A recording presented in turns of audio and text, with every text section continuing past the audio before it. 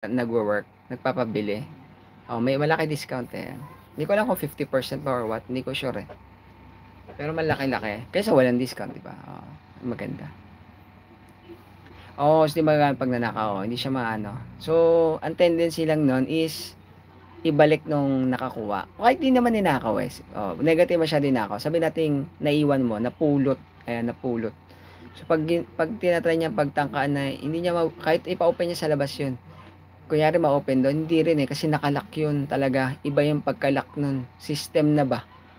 Alam mo yun? Parang imagine mo, nilock from within na hindi mo ma-access yung ano, yung kasi siguro tong lock ng Android, parang with ano lang eh, dyan lang sa paligid lang eh. Pag natanggal mo, pwede mo nang gamitin. Kumbaga pag natanggal mo na yung thumb ano, or face recognition, na bypass mo ba, ganun. Okay na siya. Dito kasi walang ganun-ganun. Hindi mo talaga ma-access yung phone. So, hindi ka makakapunta talaga sa point na magamit mo yung mga, di ba? Tapos, pwede pagtawagan. O, ang galing nga eh. Parang may nakita ko ganyan na tinawagan nila na tinawagan nila yung phone. Hindi ko alam kung may gumagawa nito. Hindi ko pa na-research. Pero yung nakita ko kasi para ibang bansa na. Tinawagan nila yung phone na. Tapos nag-ring. Ayun, nag-meet sila, ganyan. Nuggets siya, nakalock siya. So hindi ko, kunyari, nasa akin yung nakalock na phone. Hindi ko magagamit. Pero pag naka-on lang yun, pwedeng tawagan nung ano. Tatawagan niya. And then, syempre, kung sasagutin ko. Kasi wala naman ako pakinabang eh. So eventually na lang.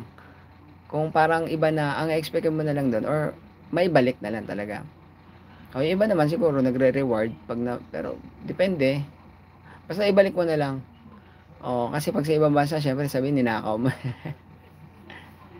O di ba? Ang galing. Ang yun ang maganda sa ano, na sana makuha ng Samsung.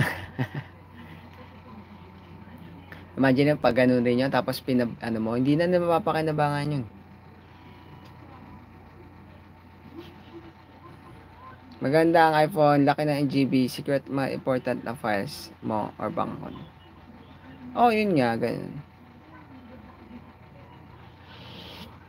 Meron na rin naman malaki sa ano. Hindi ba sa una yata ang iPhone naglabas eh. Meron na rin yan idol Sheena sa ano, sa Android na malaki ang gig.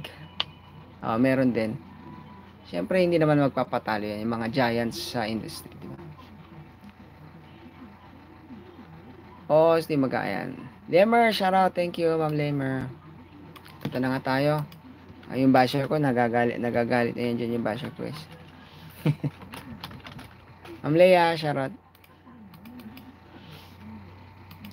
Sana nga hindi na siya mambash eh. Sana ano, maano siya ng agua bendita ba?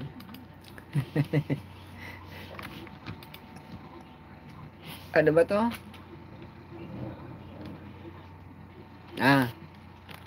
Kisap mata. Ito. Maganda to pag may beat eh. Hindi nyo maririnig. 6 years.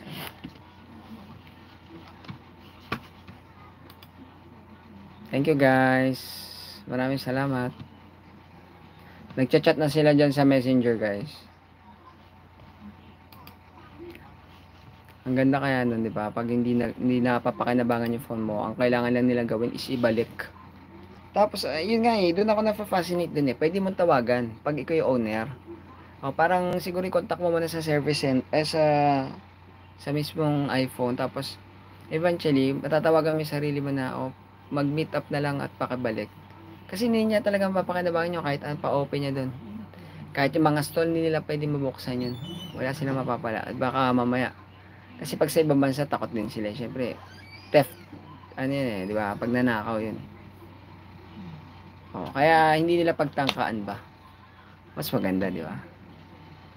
So, sa atin kasi, 50-50, di ba? Pag nakakuha, pwede ipabuksan lang nila eh. May bago na silang cellphone. Salamat, Madam Leia, Jenny Kids. Ayan. Hawig mo yung emoji, Ma'am Jenny. Ito na, kakanta na ako. Naririnig yun ba? Hindi, no?